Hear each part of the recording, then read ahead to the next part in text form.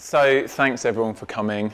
I just wanted to start off by saying that this is a safe space. Obviously this camera's rolling, but like I said before, if there's things people want to share and they at the end can just be like, let's not put that bit in.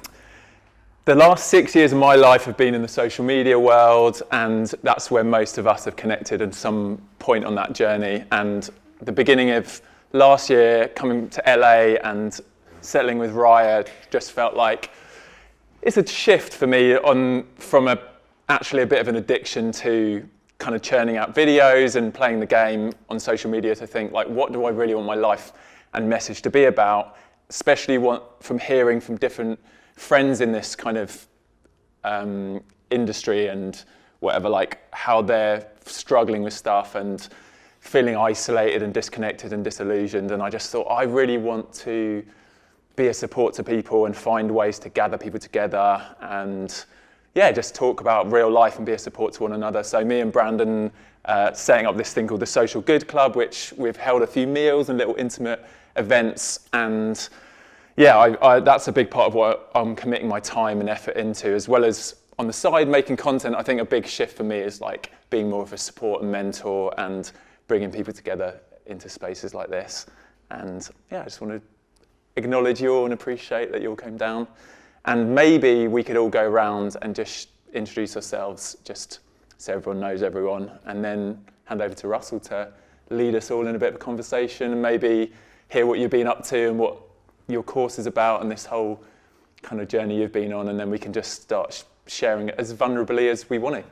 As long as I know in the back of my mind there will be a bit where it sort of comes to me and I get to talk loads, I think I can really relax. Yeah. So reassuring to know. Yeah. Be kind, listen, be kind. Very much. Thank you, Luke. Yeah, cool.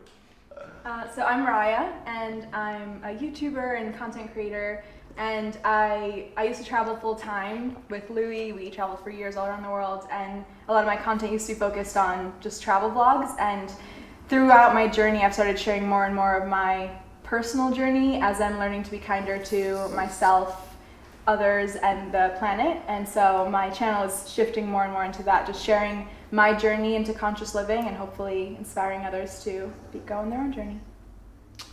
Hi, I'm Elle. I'm 21 years old. I'm from Canada, and I make videos about my life, but in like a teen movie format. Like I describe it as if Ferris Bueller had a YouTube channel, and so that's what I've been doing for the past 2 to 3 years. Being a YouTuber has kind of been my childhood dream, and because I grew up with YouTube, and it's been had a lot of ups and downs, but right now, good vibes.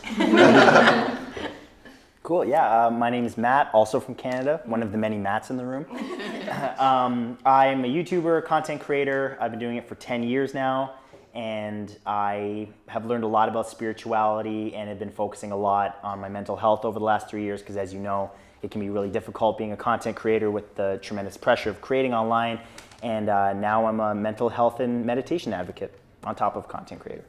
Amazing. Hello everybody, another Matt. I started a YouTube channel with my friends in 2015 called Yes Theory, and our whole motto is seek discomfort. So we go around the world taking strangers and subscribers with us to get out of our comfort zones, because we believe that life is best lived on the other side of your comfort zone.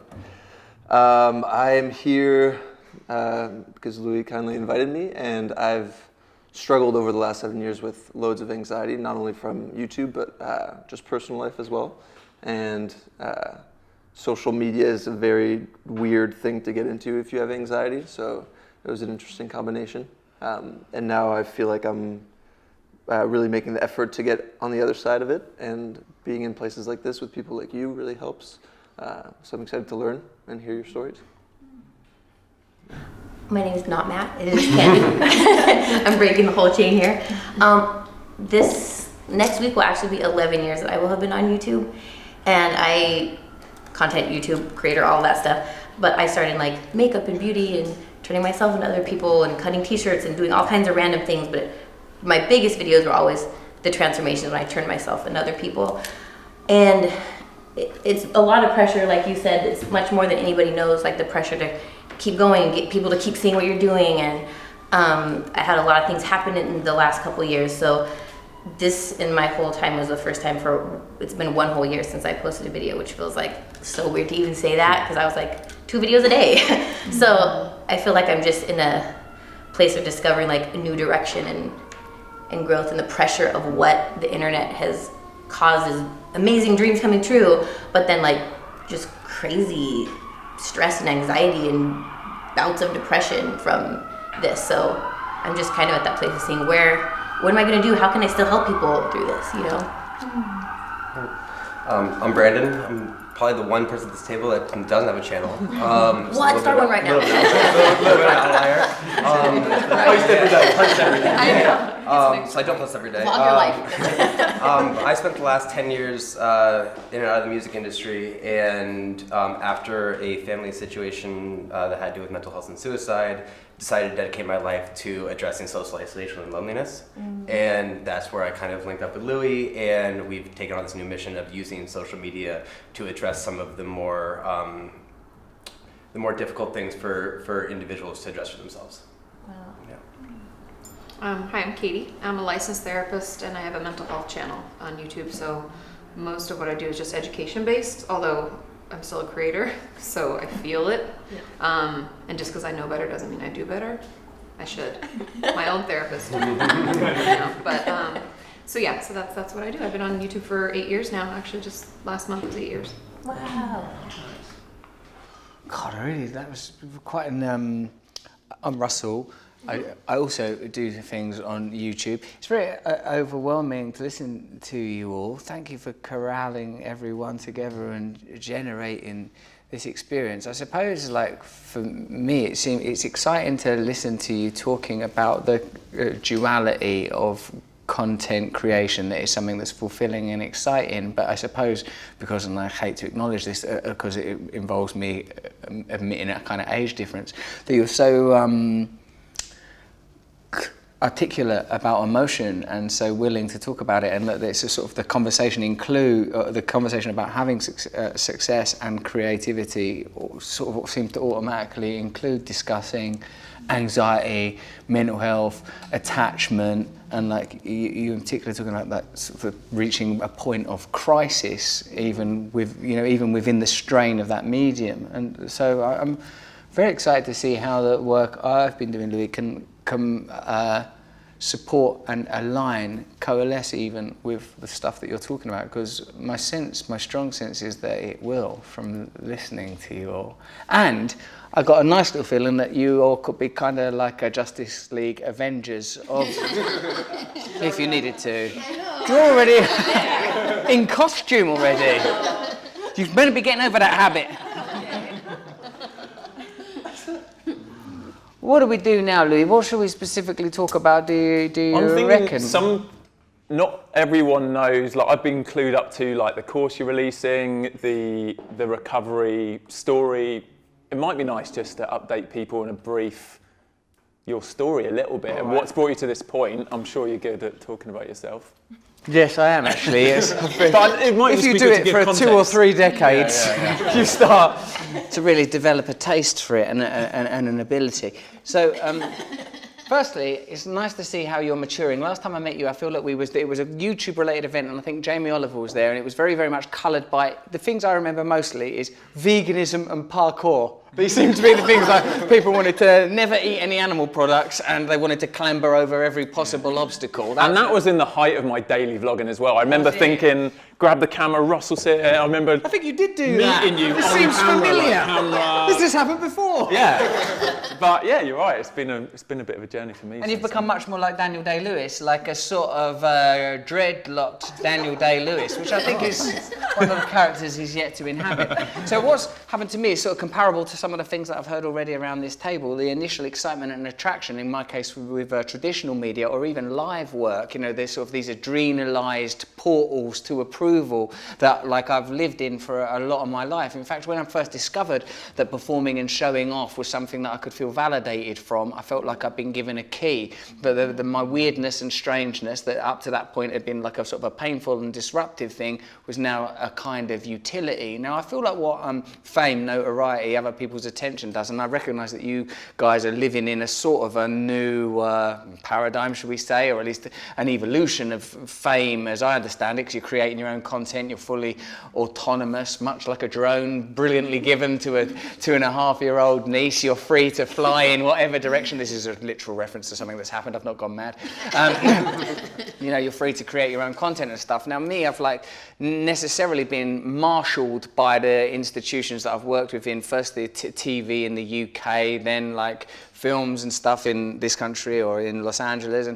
And curiously enough, I suppose I've had experiences that chime with a lot of what you're saying, that you live your external life in conjunction with this more private reality, and if that private reality is not being expressed, you know, not least sometimes because we're not entirely aware that it's happening, or we're bludgeoning it with drugs or sex or porn or sugar or relationships or, you know, view counting or like gathering. I believe you gather the likes, don't you?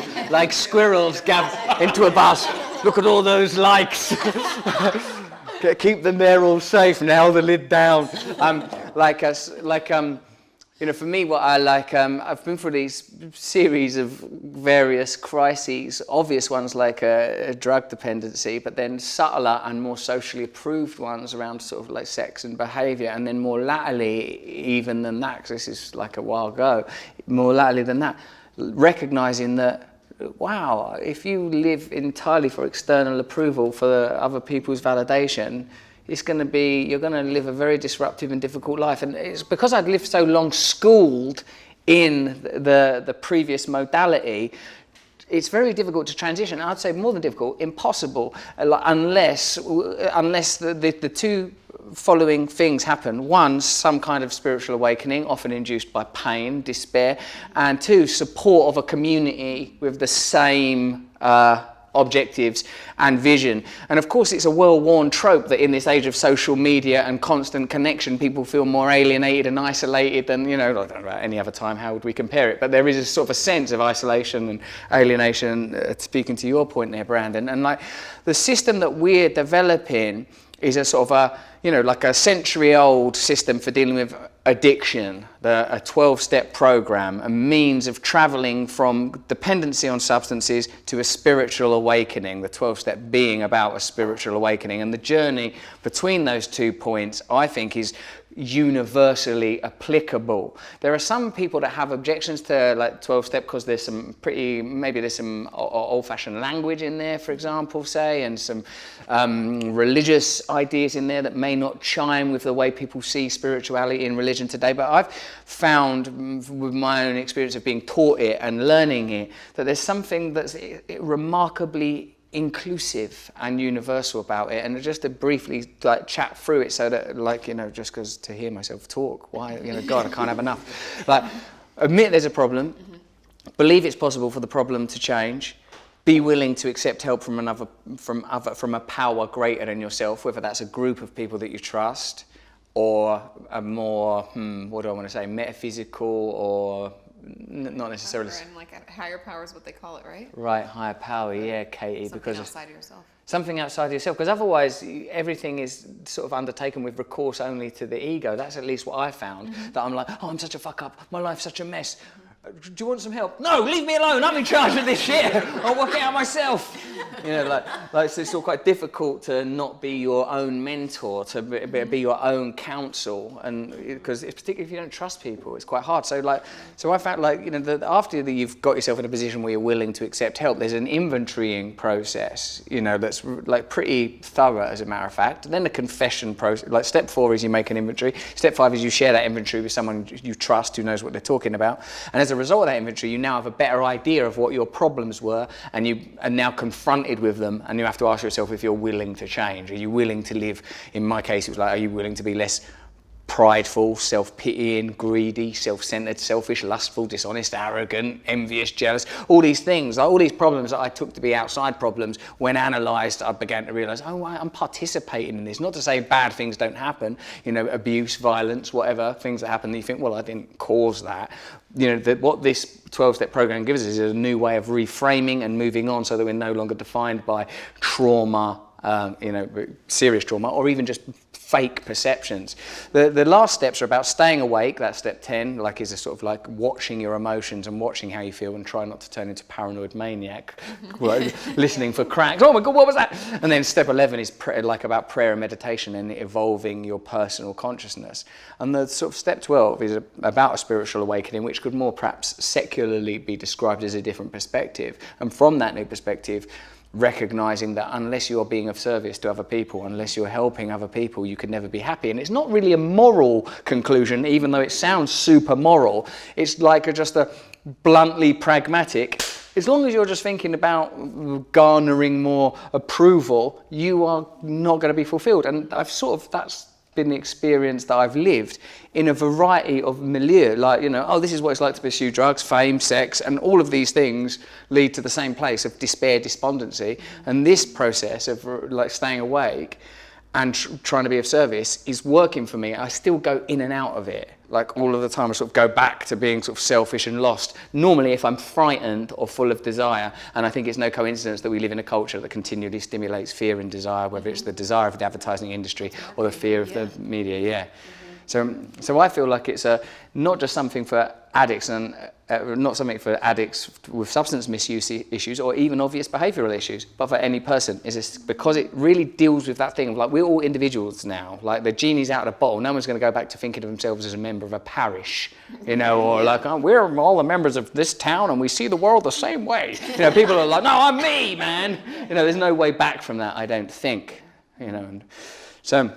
That's where I am with it, and I feel like it could be applicable in your world just on the basis of what we've said in this short but enjoyable conversation. I'm glad you two are in love. That's nice.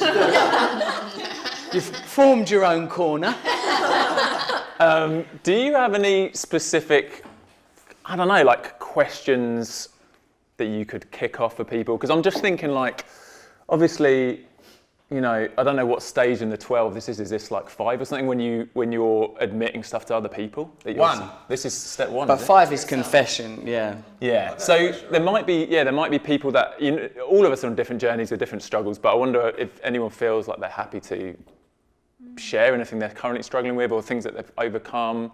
And part for me of having this group of people and other influences that we can get involved long term in a bit of more of an intimate community where we can really have trust and find belonging is realizing that as an influencer, what are we influencing? What are we actually making a difference? And some of us have found that, and it could be entertainment, it could be inspiring people to push out their comfort zones or to travel or whatever. But I like the idea that the more that we share together and be vulnerable together, that will have a ripple on effect to this broader, audience we all have, but I don't know. Yeah, hit us, Louis. Yeah. What you got? Yeah. We were chatting a little bit on the car on the way over here, and I realised, and for a long time I didn't realise that my kind of addiction to this, especially this daily sharing my life in every element of my life daily online, and that it became so blurred with my identity that I actually thought it was my identity. I remember having an argument with one of my friends because he wanted to invite me to something. He's like, but we're not filming this. You can't film.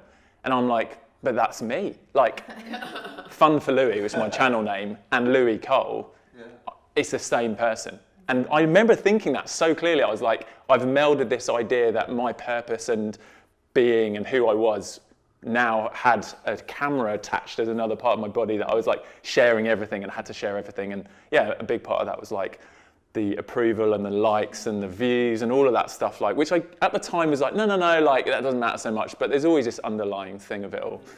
And I think because of that, it damaged our relationship. The moment we met is on camera, and really? starting a relationship, it was all on camera.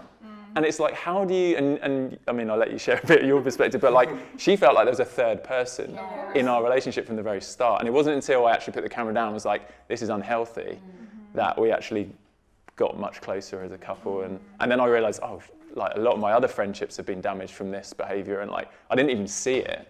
And now I'm actually in a weird position where I identified this was a destructive thing. my relationship with it was destructive. But I still do want to create content and make videos to share with people.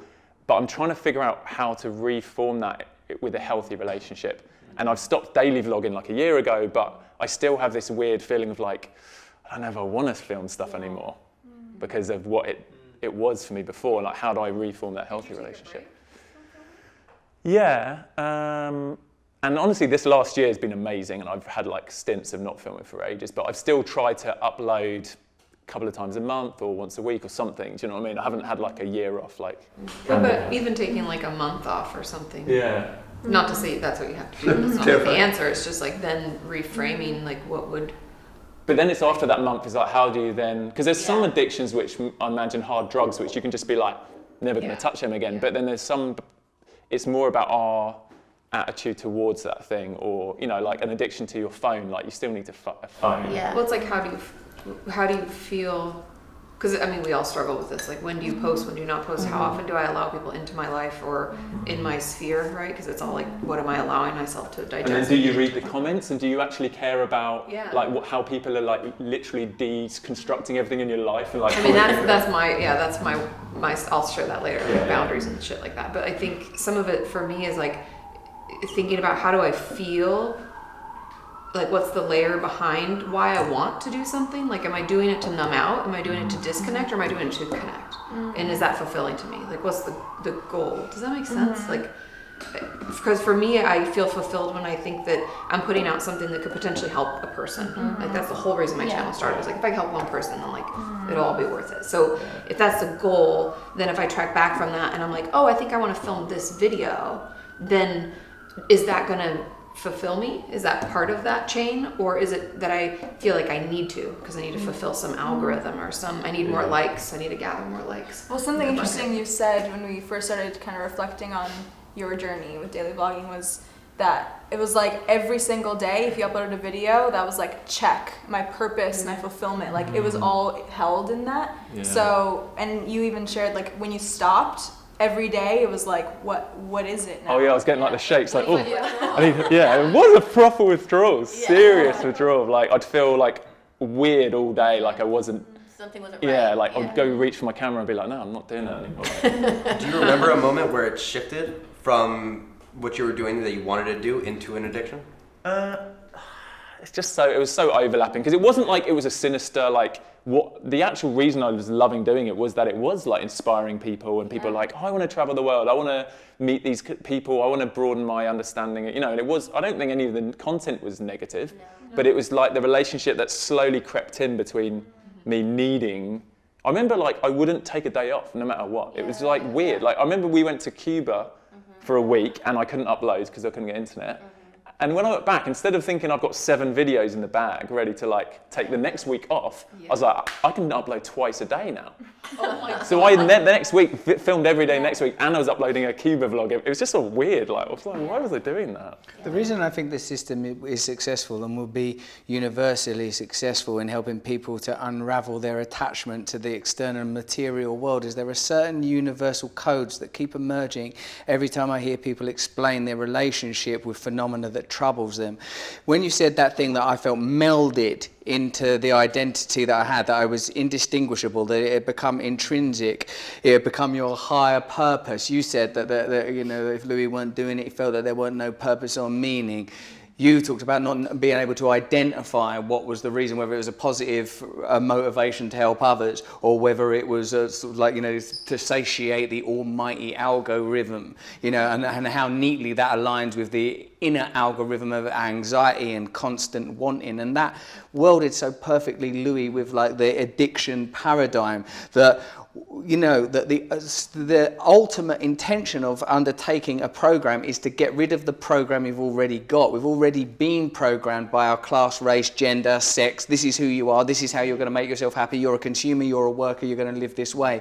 And then some of us find, you know, we like the various iterations of that, how we're going to make that system work for us. But sooner or later, we're all confronted with the truth that you can't have some sort of constructed God that you're trying to appease. I don't think we make a choice whether or not to believe in God. I think we just decide what version of God is it going to be. Is it going to be the God of the ideological construct America, the God of the ideological construct consumerism? These things are all phantasmic constructions. And like what I felt like, mate, listen to you, is I thought, this will work, man. Because it's once you go, this is a problem, you've acknowledged, right, I'm doing this too much, I can't control it. One is a problem. And it's interesting that you mentioned abstinence or potentially a period of detoxing from it, you know, because, and like you said, mate, that with behavioural addictions like food or sex or whatever, these are natural, as it were, behaviours that, you know, that people are going to engage in. So what it made me feel is that once you've acknowledged there's a problem, you have to believe it's possible to change. No, this is the Louis that I am. I can't be another Louis. And then if you come to believe that there's people that were like you that have progressed and got beyond that problem, then are you willing to accept new advice? And some people aren't. You talked about really obvious problems like, listen, you're in this abusive relationship, you need to do these things. I used to be in an abusive relationship, now I'm not, this is what to do. No, I'm doing my shit. Well then, that's it, you're not in the game properly. So once you've like arrived at that sort of point of, there is a problem, I believe it can change, tell me what to do. Yeah. Once you're there at that point, then there can be genuine change. Otherwise, you're operating still within the ecosystem that created the problem in the first place. But the broader, more profound point, I feel, is that we're all striving for meaning, purpose, and material activity. Yeah, and it's hard as well when I just thought this, like, when the thing that you realise you've got a negative relationship with is also intrinsically tied to your income, and therefore, like, you know, your security in life and everything. And like, if you're churning out videos every day on YouTube and you've got a good following, you're making a lot of money. And then it's like, I'm like, I need to stop this. And then it's like, can I, I really need to just accept that means I'm making less money. And that whole journey of like realizing, okay, that's, the extra money I would be making, it's not worth it. It's not worth that staying in that place. And I imagine that you would discover, even if you were to do that unless you address the root cause, that there'll be some other permutation or manifestation. That, the apex of addiction is not overusing YouTube. It just seems particularly germane because that's something that like all of us here have experience of. But my more obvious and rudimentary experience with addiction is you take away drugs, then you start acting out sexually. You take away sex, then you start acting out food. And until you go, what is it you want? Yeah. What do you want? What are you trying to get YouTube to do for you that like it cannot do? Because if YouTube was the answer, then you would have found it by now. You're super successful on YouTube. So all right, we can rule that off, but we're wedded to it by so many tendrils: economic, financial, personal, self-esteem, etc. But like that's why I feel like that where you get to is something that sounds quite transcendent, and you have to be careful communicating it because a lot of people are spooked by the idea of a transcendent world, spiritual beliefs, because it can sound a bit wacky and woo-woo. Yeah. But I think the reason that those ideas are condemned is to prevent people finding those kind of answers, so that you carry on like obedient little workers serving the system. Yeah, buying things, wanting things, feeding into it. And it's interesting though, like, because I think the problem, I don't know if you guys agree with this, but in YouTube it can feel like if this isn't who you are anymore, let's say you're like, I want a different, I'm there, what do I do to change? I don't like how this is, this sucks. Our audience can be like, no, where are you? I like this. I don't like this other you. I just like this you. Yeah. And that's the you that everybody likes. We don't like that other you. So it feels very like you're trapped. Yeah, exactly. Yeah. Yeah, because you mentioned that at our other dinner about like switching your content and people aren't liking it.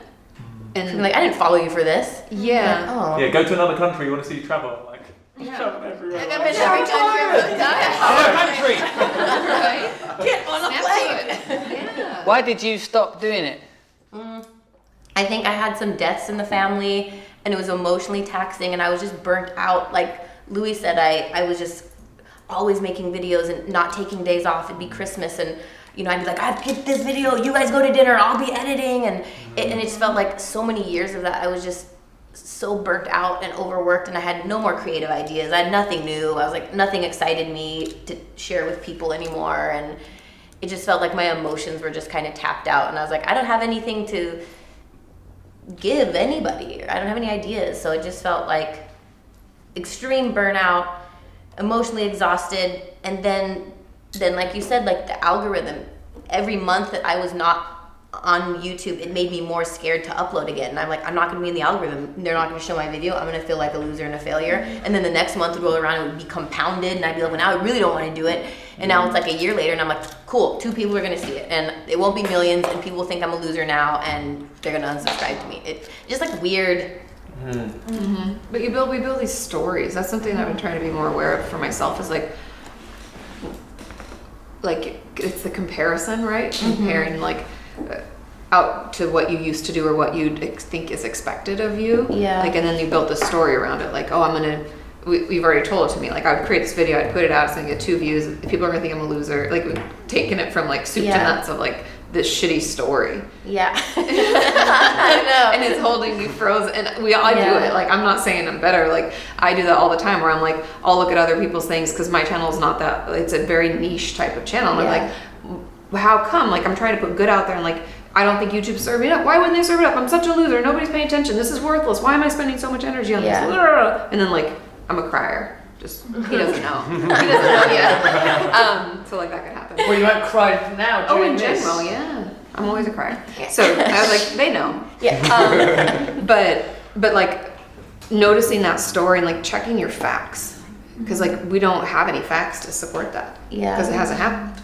We don't know if it will happen. Yeah. How much of it is reality and how much of it is a phantom that you've created in your mind? Yeah. And almost 99% of our problems are phantoms that we've created in our mind. Yeah, that's how we talk to ourselves about it. And we build up these fake stories and then we live it out exactly as we expect it to be because we've already created. Does that make sense? It's like crazy in our own making. Well, it becomes a self-fulfilling prophecy. Yeah. Because you stop uploading because you're afraid, and so you're afraid you're going to get less views, but then you get less views because you're uploading less, and it's like, see, I knew that was going to happen. Right, yeah. So yeah, we create our own realities in that way. Yeah. Or it feels in this space to me too that it's changed. Like when I started, like Louis said, you couldn't make money doing YouTube. Everybody was just doing it for a hobby, or you liked it, you wanted to share knowledge. No one was trying to set up a business, or they started. Nobody was YouTube doing back in the brand day. deals. Nobody was You doing couldn't anything. even make money for a while. I couldn't even make thumbnails for like You years. couldn't even make a video longer than 10 minutes. And I was like, what? Yeah. And so when it started that way, when I was like, oh, I have friends, I'm helping people, they're feeling good, and it felt great. And then it changed, and as it's changed, the community that you helped create or pave the way for, I'm like, ugh, I don't even like what they're doing. It's all about materialism and superficiality and so many things that don't matter to me, and I feel gross. I don't want to be a part of that. I don't want to perpetuate it. I don't want to encourage it. But then they're like, that's what you started. That's what we know you for. I'm like, no, not the other junk. I was just teaching you like how to do this and make you feel beautiful and maybe like encourage you and stuff. But I think then that part is like these people that are crazy more successful than me, like, oh cool, you're a bazillionaire, you're a bazillionaire, you have 10 mansions, you have 12 mansions, and I'm the reason you started. That's awesome, you know. And then it just felt like ugh, what is this do? Is this like the marker? I'm like, I go and do something totally different. But then there's the people that are like, oh, I miss you there. Come back. You need to be a light in this dark place. And it just feels like a weird thing. I'm like, I want to go there. I want to help you. I want to be there. But then the messages where people are like, you encouraged me and inspired me, and I was suicidal, and you helped me keep living. Those are what I want to keep going for. The rest of it, I'm like, I don't care. Nobody's making like the YouTube golden day money anymore. So it's not like I'm going to jump back in and be like, that's where I'm making all my money. Yeah. So it just feels like a weird time or space. Yeah. And knowing like phone addiction is crazier and TikTok stuff is crazy. I'm like, now I gotta do TikTok? Oh my gosh, I can't even do YouTube. And it's like, even being an influencer now, it's like, do we want to encourage like kids to be like on their phones watching us all the time? And then I'm just like, put your phone down. But then I'm like, but that's kind of counterintuitive. Also watch me. Yeah. Watch me and then put your phone down. But actually don't watch me, just put your phone down. Yeah. I'm just gonna go to bed on Instagram. Like it's just not healthy. It's I miss when like there weren't phones in high school. Nobody had cell phones. And I was like, what did I do then? I was like, I guess I drew and I read books and listened to music and then stared out the window. What did I do? You know? Yeah. Connect with people. That's now any second I have down in the airport, I'm waiting in line. I'm like, oh, what's happening on Instagram? What are they tweeting? It's like a weird. I don't even like that. I'm like a victim, or and it doesn't make me feel good after. I actually feel like shit. You never feel fulfilled. No, because it's just like I don't know. And I for a while. So this is what I'm working on in therapy. Is for a while I'd worry that if I didn't like somebody's thing, they'd be like, oh, she's like such an asshole. Yeah, like, she's not my friend. Her. She's so rude. Like, Well, how you dare don't like that photo. Like if I wasn't paying attention. Yeah. Like, yeah. Wow. And I mean, that's my own construct. Like, Yeah. I've made this own false story of like, oh, people are Or gonna people think say I'm a things jerk. like, well, didn't you see my stories? I'm like, Yeah. of course I don't know you're on vacation. I don't see your stories. Yeah, like the expectation of like keeping up with it, and then I was just like so unhappy because I was just like doing things just because I didn't want people to not think I cared. Yeah. But I didn't.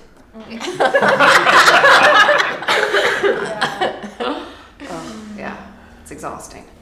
Yeah, we all came from a time when YouTube was, or most of us at least, you kind of came into a time when... She's newer. Yeah, you're newer. She's fresh.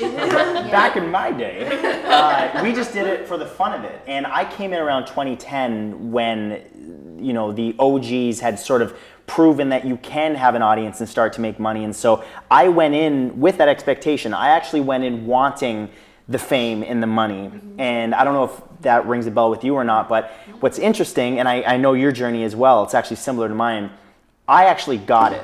And then you actually got it. This didn't make me happy. The thing that I've been wanting this whole time wasn't the thing that fulfilled me. And in fact, it exacerbated the problem.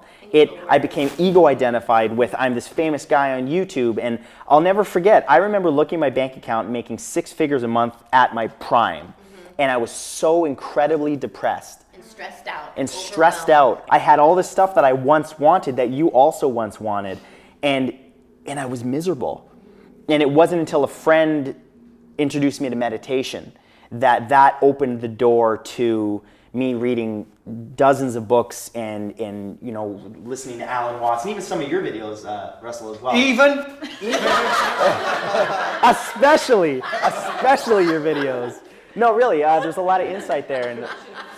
But you know, it's once you go down that road, you discover what the ego is. And I think that is the biggest thing that people need to understand, is that you are not your thoughts. You are not the identity that you've attached to. And programming of I am this thing. I am Matt Santoro from Canada, and that is who I am, and I'm a YouTuber, and I have to maintain a certain amount of videos, just like you had to travel and shoot every single place you went. And there's a time where, like you said, Russell, when you know, I had a spiritual awakening through a tremendous amount of pain and isolation, and once you start to learn to observe the thoughts, you start to be able to unravel all of the programming. And it's nice to see young people are meditating now. It's so exciting to me because they've got my nephew has such a leg up on our generation, because I'm super grateful that I was able to discover it, because some people never will. And depending on if you believe in karma and all that, you might be able to be recreated and have to come back and do it all over again, as you know. But in any event, it's cool to see people meditating and having even discussions like this, and how we can talk about, you know, what we've learned and share it with wonderful programs like this. So.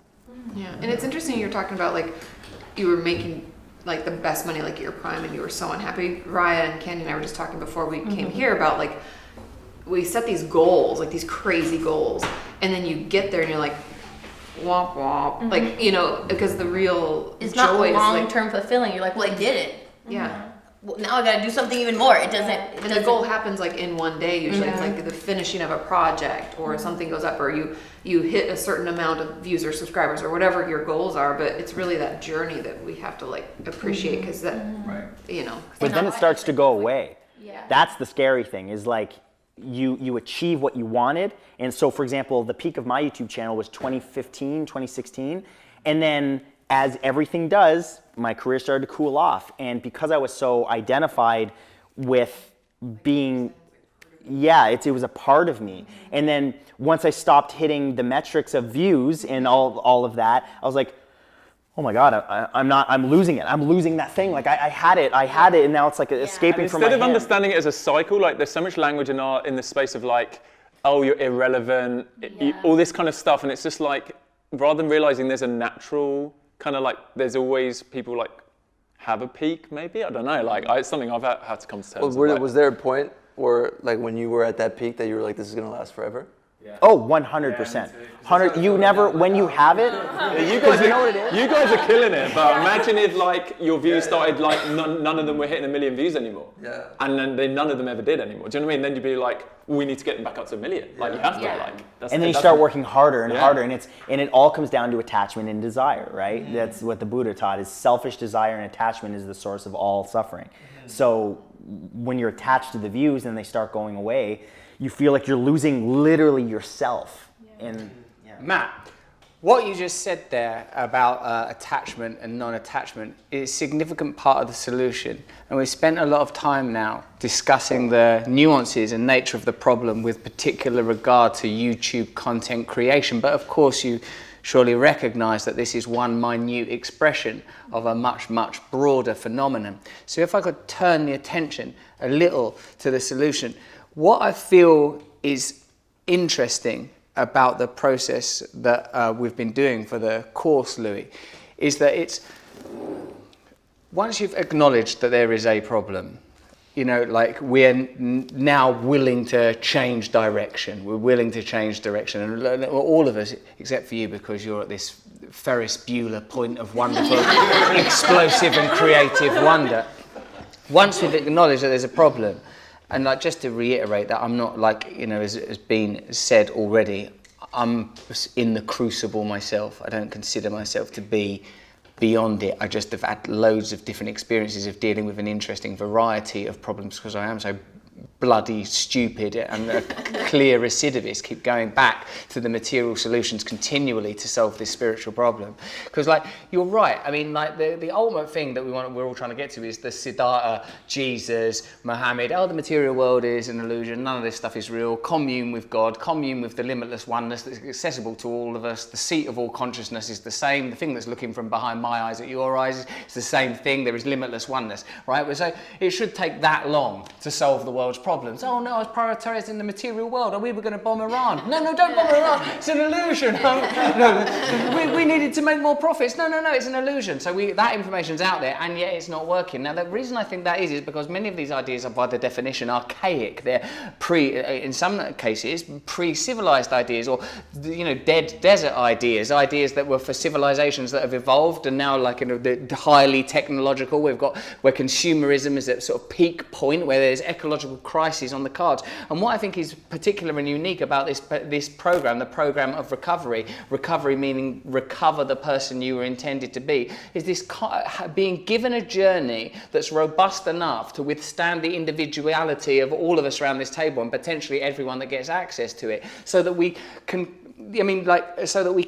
what I want to say, guide people to a point where there is an acceptance of, the answer is going to be prayer and meditation, communion with this higher self. But to get people there, I think we need a language, a discourse, and a system. I don't think that we can get there just by, I think communication and community in groups like this are really, really powerful. But what I have found more powerful in my experience is being given a clear system of, you have to do this. Go away, do it, and when you have done it, you will be different.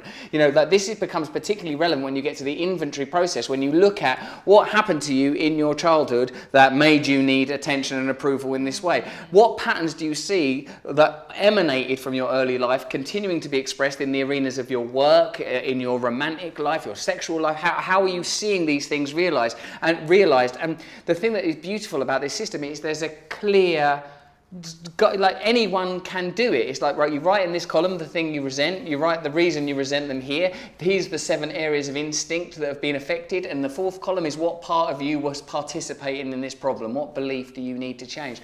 By the end of that, that's not the problem resolved, but at least you've got a kind of diagnosis. Whether it's something as serious as child abuse or as frivolous as some fracas in traffic, you can sort of see, oh wow, I was participating in it. It also, very deliberately, very definitely, is inviting you to embrace this mysticism that you're describing, the idea, it doesn't need to be mysticism, as they say, magic is just power that we don't understand yet. Techniques and technologies that are difficult for us to countenance and rationalize because they go beyond the limits of the rational mind. You know, now we can see that mindfulness is useful, that meditation helps, that these breathing techniques work because there's brain scans and neuroscans and MRIs to demonstrate it, and yet somehow thousands of years ago people knew that anyway without access to those machines. So what I think this can be is a sort of a practical, secular way of getting people to look at their life differently, undergoing these different journeys that we're all describing our own permutations of. Oh, I thought this was going to make me happy, and then when I got it, it didn't make me happy, so I tried to do it again and it didn't make me happy, and then I thought I've got to get back to the million views. I mean, I'm continually in and out of that dilemma, continually in and out of that dynamic. That's why I need, firstly, a system that guides me to enlightenment, and that's what we're talking about, really, transcendence of material goals, recognition that no version of material goals is ever going to make me happy. And then a community that is awakened to those principles so they can remind us, because all of us, in my experience, all of us around this table, I'm guessing, are fuck-ups, but not at the same time. So hopefully we can go, no, Louis, you've gone self-obsessed. No, Russell, that's mental. You know, we can help one another if there is an agreed-upon system. So that's the idea behind proliferating this system, is getting enough people familiar with it so people are working it in conjunction, in harmony, wherever they find it relevant, their working life. Because from listening to you, I think this would work. You could do the 12 steps around you know, like content providing or creativity, because it's just work addiction. Work addiction, bloody common. Whether it's, you know, whether there's a, you know, uploading and editing is part of that or not. It's the same basic thing. This thing's going to make me happy. This is going to make me complete. I've underwritten it economically now. People love me because of it. I get approval. I get recognised. You know, fame and celebrity are no different from what you're describing. But the solution is what's important to me. And I'd really like to know, I suppose, from you individually and collectively, if you happen to have one hive mind, what sort of problems you're interested in changing, so I can see if there are ways that it's applicable. Should we let Raya and Elle contribute? Because I feel like anyone with the loudest voice, the loudest voice is always heard more though. Well, yeah, so before we listened to the course, I heard of the title and I was like, I don't drink, I don't do drugs, I don't see how this is applicable to me. And then we started listening to it, and a few minutes in, I was like, whoa, that's the whole point. I love that you say that very early on, that everyone has something that they are addicted to or that they're struggling with, and this is applicable to kind of anything that you're struggling with. And we actually paused it, we were listening to this together, and we started thinking, okay, what is it for us if it's not these like obvious things that we might be addicted to? And thinking back, I think a few years ago, for me, it was definitely insecurities about my body. I had a day where I realized that I thought about my body easily over 100 times a day, if not more. And when you said it, where you were like, it's something that you know you need to stop doing, but you can't stop doing it. And I was like, it was so that for me. And I've worked a lot through that, and realizing what was I really trying to get from that. And at the time, I didn't think that I was worthy of love unless my body looked different.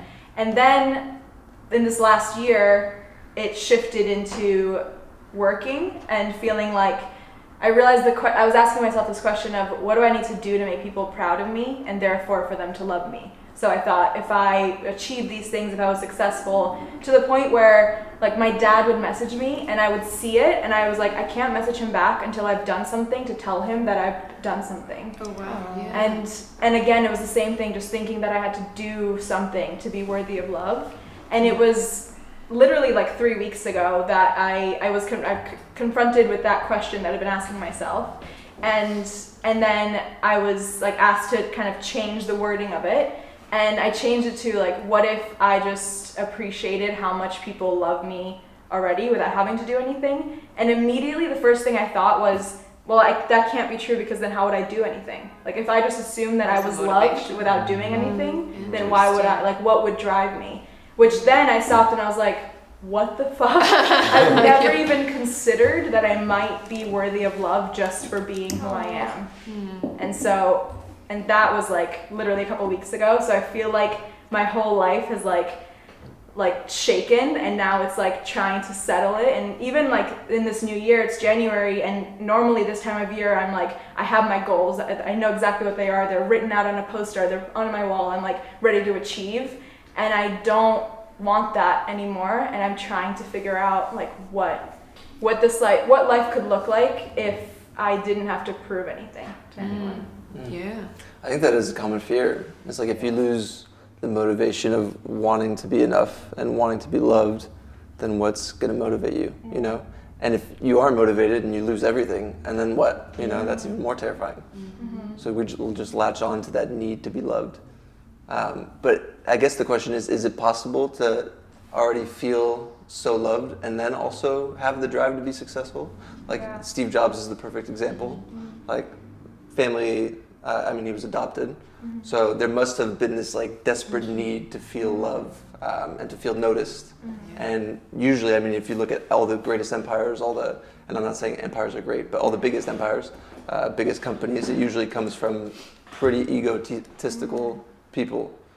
So the question, is there a way to actually be quite successful without like having that need to, you know, the drive to feel love? I think, I definitely think there is. And even when I first like shifted my question and I realized maybe then I wouldn't be afraid of failing if it didn't matter whether I failed or not. If I was loved, because right before then it was like, if I fail, then the people I love wouldn't love me. So that's like all the highest possible stakes. But if it's like, oh, but what if I fail and everyone still loves me? And then I realized, because at first I was like, I can't believe this because then I won't do anything with my life. And then I was like, actually, maybe I'll just go for way bigger dreams because it's the stakes aren't so high whether I fail or not. Yeah, like a little net. Exactly. Yeah. Love that. I like what you identified about the techniques that you were using were kind of doomed to be unsuccessful, like continually inventorying flaws with one's body is going to create a continual state of anxiety. And that I identified a lot with the thing you said about needing to have something to tell people when they're going to be on the phone. And what I think, again, this system is good at identifying is, what does this wanting want? You've tried all these things, you keep giving it stuff. What does it want? Where's it trying to get? Because, you know, I was thinking you two obviously really, really love each other, but that wasn't enough. That didn't, oh, cool, Louis really loves me, so now finally that problem. So it's not a rational, logical thing that can be resolved by rational, logical means, which means we need access to something that is beyond rationalism. This is the problem in a materialistic, rationalistic, scientific age, and it didn't begin with technology. Some argue it begins with the Enlightenment, or perhaps the human condition itself, thinking that everything can be resolved out here. If we just manage bureaucratically the problems of our life, then we're going to alchemize the perfect inner state. But it seems that what you were talking about is love, and love is a kind of, in a one way I've started to understand it, is an absence of self, a kind of, you know, if you love a football team, or if you love an individual, or if you love a child, or if you love a pair of shoes, it's a kind of I am at one with this thing, I am at one with myself, I am at one with this other person, free from the constant narrativizing, damning mind telling me that if I had like nicer thighs or this bit fat, if that could go, that guy. I was in a lymph draining thing earlier today, trying to drain it out. Took ages, it's still there! What about Elle though? I have a very addictive personality, and I think I just recently stopped drinking and smoking, and I also, when I stop drinking and smoking, I intend to then go for fast food and overindulge in that. But I feel like all my addictions kind of stem from this bigger thing of me those are my coping mechanisms, and it's because I think it's I'm addicted to self-hatred. I'm super hard on myself, and I think I dwell, and I've had friends say that I think you like being depressed. I think you enjoy being hard on yourself because you don't feel like you deserve to be loved. And so I think when I think about my depression, my anxiety, and all that, it's all stems from I put all of my self-worth in everything else and the things I do, because I feel like if I look successful, then I am successful, and I'm worthy. And so so I've been taking little steps. So I've been on that path. I've been recognizing that I've been using other addictions to cope and stuff. So I've been stopping that and just like fully, because I've tried to do the balance thing, but I'm a very all or nothing person.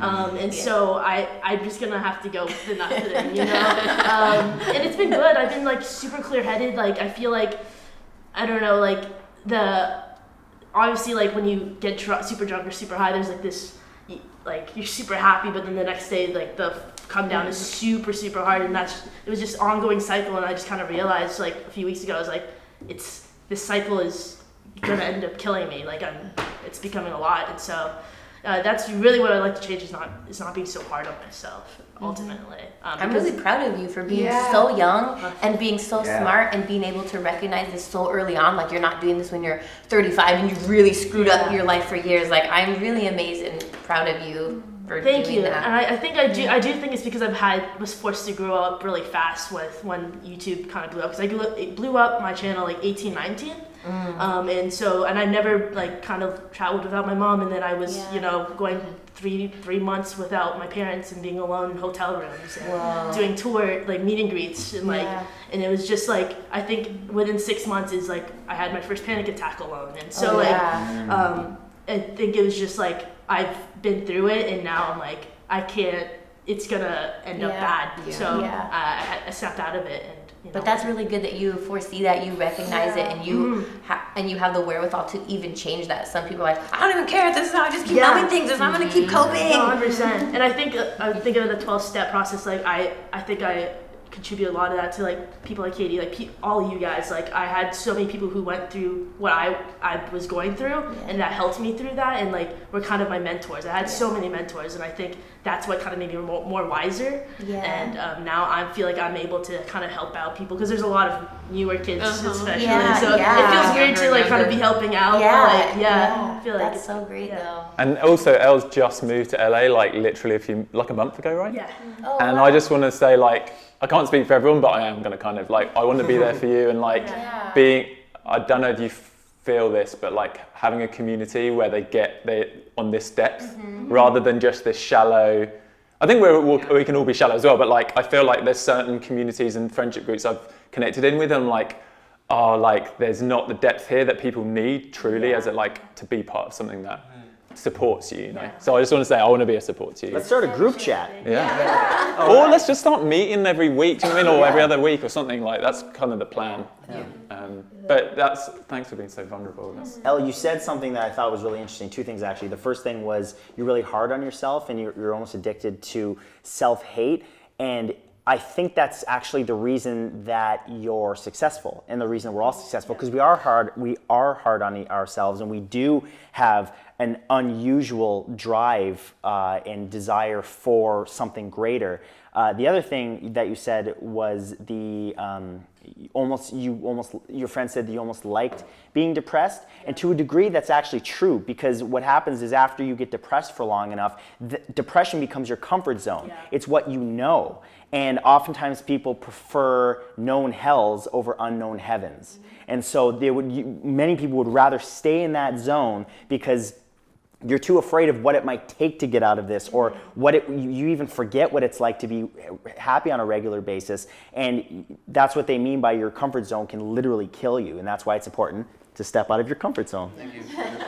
That was a very good link and wrap up. I also think there was a beautiful moment there where you could have done some crying, because there was some lovely bonding. Because Raya always sets it off and stuff. I'm like, don't think about it, move on. Well, thank you so much, all of you, for letting me participate, sit in this community, because I think it was really brilliant what you said towards the end there, Louis, like that it seems like what you're heading to is like creating communities built on openly speaking vulnerably and supporting one another, because that's a vital component of what we're trying to set up. The first one, being there is a system that you can follow, and if you follow that system, it will help you to change any behavior you want to change.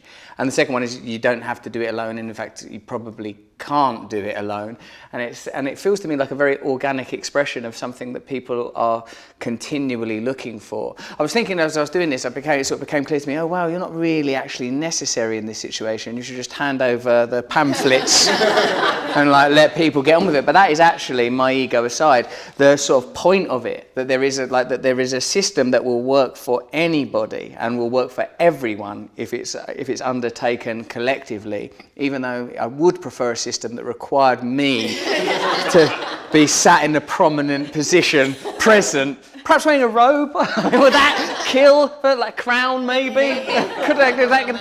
So yeah, thank you very much. Thank you for facilitating it. And it's so lovely, and I hope I get to remain a part of your squad of beautiful, open, clear, switched on, awakened people. Thank you.